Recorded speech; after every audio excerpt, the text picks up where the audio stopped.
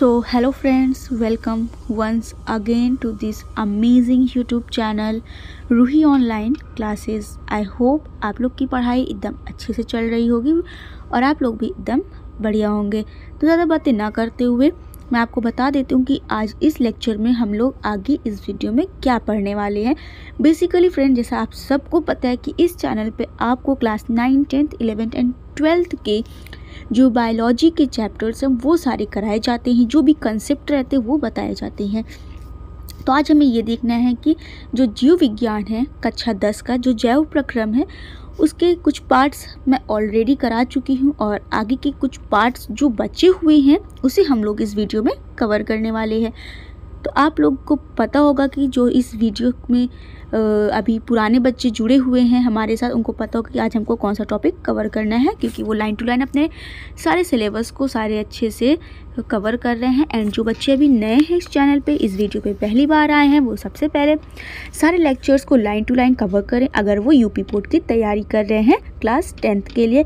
बाकी जो बच्चे केवल ये टॉपिक देखने के लिए आए हैं तो वो आगे वीडियो को स्किप करके देख भी सकते हो। एंड जो आज का हमारा टॉपिक है वो है प्रकाश संश्लेषण के लिए आवश्यक पदार्थ। सो बेसिकली फ्रेंड्स, इसके पहले हम लोगों ने बहुत कुछ एंड बहुत सारे टॉपिक्स कवर कर लिए हैं। जैसे कि हम लोगों ने फर्स्ट डे अपने पढ़ा था जैव प्रक्रम के बारे में, जहाँ पे मैंने बताया था कि जैव प्रक्रम की डेफिनेशन क्या होती है। उसके पहले मैंने जीव विज्ञान, वनस्पति विज्ञान और जंतु विज्ञान के डेफिनेशंस बताए थे एंड उसके जनक बताए थे। साथ ही साथ आगे हम लोगों ने जैव प्रक्रम के बाद हम लोगों ने पोषण के बारे में पढ़ा था। उसके बाद स्वपोषी पोषण, विषम पोषी पोषण, ये सारे टॉपिक्स हम लोगों के कवर हो चुके हैं। तो आज हम लोगों का जो टॉपिक है वो प्रकाश संश्लेषण के लिए आवश्यक पदार्थ है। तो हमें ये देखना है कि जो कच्ची सामग्री होती है, कच्चे पदार्थ जो होते हैं भोजन को निर्माण करने के लिए पेड़ पौधों में, वो क्या क्या चीज़ें होती हैं। सबसे पहले आप इसको अपना नोट्स भी बना सकते हो और साथ ही साथ लिख भी सकते हो। तो पौधों को भोजन निर्माण के लिए निम्नलिखित कच्चे पदार्थों की आवश्यकता होती है, जैसे सूर्य का प्रकाश, पर्णहरिम, कार्बन डाइऑक्साइड, जल अथवा पानी। तो हम लोग टॉपिक वाइज इसको सब कुछ अच्छे से कवर करेंगे। सबसे पहला जो पॉइंट रहने वाला है वो है प्रकाश। इसमें हम लोग एग्जाम में कैसे लिख सकते हैं आप इस लेक्चर में देख सकते हैं। प्रकाश संश्लेषण के लिए सूर्य का प्रकाश आवश्यक है। इसकी अनुपस्थिति में तथा रात्रि के समय प्रकाश संश्लेषण नहीं होता है। बेसिकली फ्रेंड्स, यहाँ पे आप लोगों को बताया जा रहा है कि प्रकाश संश्लेषण के लिए जो प्रकाश होता है बहुत ही ज़रूरी आवश्यक पदार्थ होता है, जिसके बिना प्रकाश संश्लेषण नहीं हो सकता है। रात्रि में सूर्य का प्रकाश नहीं होता है, इसलिए रात में प्रकाश संश्लेषण की क्रिया नहीं होती है। लेकिन इसके आगे बताया गया है कि जो प्रकाश होता है उसके कुछ कृत्रिम स्रोत भी होते हैं, जैसे कि बैंगनी, नीला तथा लाल रंग के प्रकाश, जो पौधे प्रकाश संश्लेषण जिससे कर सकता है। जैसे कि लाल प्रकाश में प्रकाश संश्लेषण सबसे अधिक होता है तथा नीले रंग के प्रकाश में सबसे कम होता है। आगे हम लोग देखते हैं पर्णहरिम के बारे में, जो कि पत्तियों में पाया जाता है। पर्णहरित या क्लोरोफिल हरे रंग का वर्णक है जो मुख्य रूप से पत्तियों में मिलता है। केवल उन्हीं कोशिकाओं में प्रकाश संश्लेषण होता है जिसमें पर्णहरित होता है। फ्रेंड्स, यहाँ पे बताया जा रहा है कि जो प्रकाश संश्लेषण की क्रिया होती है केवल वही होती है जहाँ पर क्लोरोफिल पाया जाता है। तो मुख्य रूप से जो क्लोरोफिल होता है वो पौधों के हरे भाग जैसे कि पत्तियों में पाया जाता है। इतना आप लोगों को समझ में आ गया होगा। आगे हम लोग देखते हैं जो आगे की लाइन है।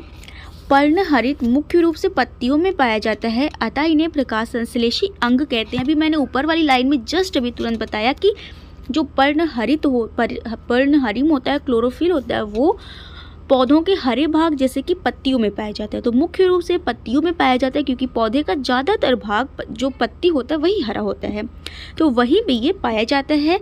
इसलिए पत्तियां जो होती हैं उनको प्रकाश संश्लेषी अंग कहते हैं, क्योंकि प्रकाश संश्लेषण का जो क्रिया होती है वही होती है। आगे देखते हैं, क्लोरोफिल में ही सौर ऊर्जा को शर्करा में रासायनिक ऊर्जा के रूप में बंधित करने का गुण होता है। तो यहाँ पे आप लोगों को बताया जा रहा है कि क्लोरोफिल ही एक ऐसी जगह है जहाँ पर जो सौर ऊर्जा को होती है, जो प्रकाश होता है जो सूरज से आती है, शर्करा में रासायनिक ऊर्जा के रूप में बंधित करने का गुण होता है in the form of glucose C6H12O6 के रूप में। आई होप फ्रेंड्स कि आप लोगों को ये दोनों टॉपिक अच्छे से समझ में आ गया होगा। पहला हम लोगों ने देखा सूर्य का प्रकाश कितना ज़्यादा ज़रूरी होता है, अगर पौधों को सूर्य का प्रकाश ना मिले तो प्रकाश संश्लेषण की क्रिया नहीं कर सकते हैं। दूसरा था पर्णहरिम, अगर सूर्य का प्रकाश आ रहा है तो उसके लिए सबसे इम्पॉर्टेंट चीज़ जो होती है वो पर्णहरिम होती है, क्योंकि अगर पत्तियां हरी नहीं रहेंगी तो पेड़ पौधे अपना भोजन नहीं बना पाएंगे। सिर्फ वही पेड़ पौधे अपना भोजन बना सकते हैं जिनकी पत्तियां हरी होती हैं। ऐसे पेड़ पौधे भोजन नहीं बना सकते जिनकी पत्तियां हरी नहीं होती हैं। जैसे कि आप लोग कवक में देख सकते हो, वो भी पेड़ पौधे में आते हैं पर वो अपना भोजन स्वयं से नहीं बना पाता है, क्योंकि उसमें जो पत्तियां पाई जाती हैं वो हरी नहीं होती हैं, वाइट कलर की होती हैं, क्योंकि उसमें क्लोरोफिल नहीं पाया जाता है। आई होप आपको ये टॉपिक अच्छे से समझ में आ गया होगा। अगर लेक्चर आपको अच्छे से समझ में आ रहा है तो आप आगे इसको कंटिन्यू कर सकते हैं। आगे जो हमारा तीसरा मोस्ट इम्पॉर्टेंट प्रकाश संश्लेषण के लिए आवश्यक पदार्थ है वो है पौधों में प्रकाश संश्लेषण की क्रिया को सुचारू रूप से बनाए रखने के लिए कार्बन डाइऑक्साइड की आवश्यकता होती है। और ये जो कार्बन डाइऑक्साइड होता है, आप लोग को पता है कि जो पेड़ पौधे हैं इसको वायुमंडल से ही ग्रहण करते हैं। क्यों ग्रहण करते हैं? क्योंकि प्रकाश संश्लेषण की जो क्रिया है वो आसानी से और सुचारू रूप से चल सके, जितने भी उसमें स्टेप्स होते हैं वो अच्छे से कंप्लीट हो सके। एंड इस लेक्चर का सबसे लास्ट एंड फाइनल टॉपिक जो रहने वाला है अब वो है जल। लेकिन अभी तक हमारे चैनल को आपने सब्सक्राइब नहीं किया है तो सबसे पहले चैनल को सब्सक्राइब करें, वीडियो को लाइक करें, ताकि सबसे पहले नोटिफिकेशन आपके पास पहुंचे और आप अपनी पढ़ाई अच्छे से कर सकें।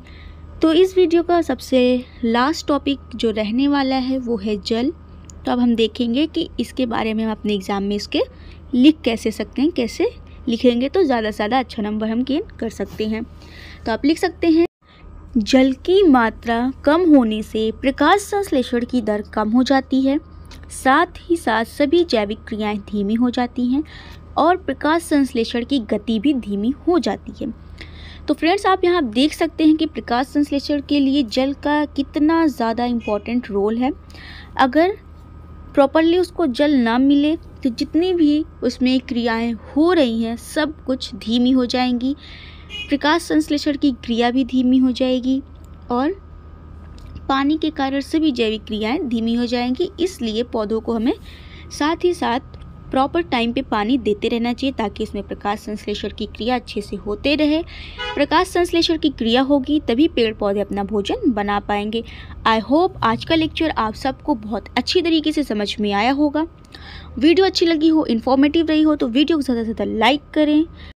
एंड ऐसी और अमेजिंग वीडियोस के लिए एंड डेली लेक्चर के लिए चैनल को सब्सक्राइब करना बिल्कुल भी ना भूलें। Thank you, bye bye.